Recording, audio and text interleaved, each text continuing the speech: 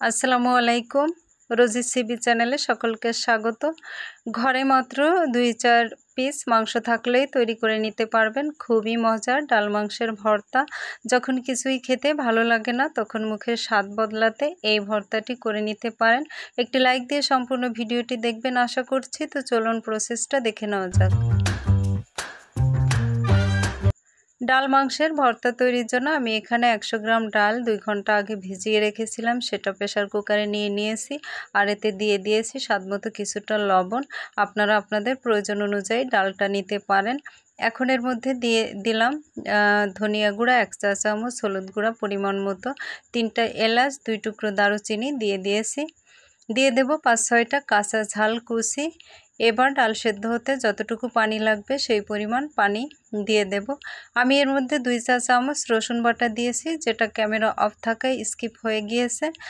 দিয়ে দিয়েছি 1 চা চামচ রান্নার তেল।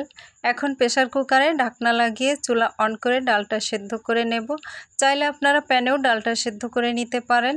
কিছুক্ষণ জাল করে ডালটা সেদ্ধ করে নিয়েছি। এখন একটি পাত্রে তুলে ডালটা সম্পূর্ণ ঠান্ডা করে নেব। ডালের মধ্যে যেন কোনো পানি না থাকে সেদিকে খেয়াল রাখতে হবে। এখন এখানে আমি আগে থেকে রান্না করা 6 পিস গরুর মাংস নিয়েছি। রান্না করা মাংস থেকে এই কয়েক পিস মাংস আমি ফ্রিজে রেখে দিয়েছিলাম।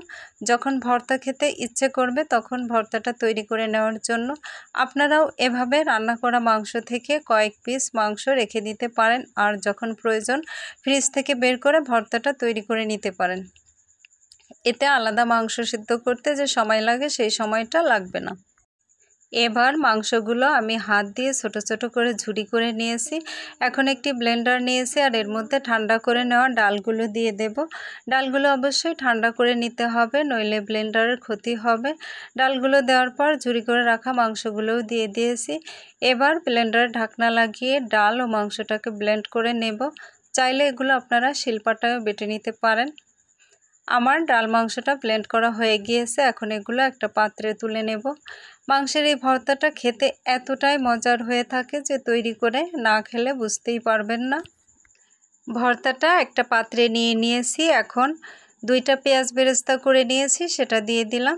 দিয়ে দেব 2 চা চামচ চিলি ফ্লেক্স। ঝালটা যার যার টেস্ট অনুযায়ী দেবেন। দিয়ে দেব স্বাদমতো কিছুটা লবণ। তেল দেওয়ার আগে সব কিছু একবার ভালোভাবে মিশিয়ে নেব। এখন সরিষার তেল দিয়ে দেব 1 টেবিল চামচ। তেল দেওয়ার পর দিয়ে দেব কুচি করা 2টা কাঁচা ঝাল আর পরিমাণ মতো কিছু ধনিয়া পাতা। সব কিছু এখন হাত দিয়ে ভালোভাবে মিশিয়ে ভর্তাটা তৈরি করে নেব। কাজের মধ্যে একটা কথা বলে নিতে চাচ্ছি, আর সেটা হচ্ছে যারা এখনও চ্যানেলটি সাবস্ক্রাইব করেননি তারা প্লিজ চ্যানেলটি ফ্রিতে সাবস্ক্রাইব করে বেল বাটন অন করে রাখবেন। আর যারা অলরেডি সাবস্ক্রাইব করেছেন তাদেরকে অসংখ্য অসংখ্য ধন্যবাদ।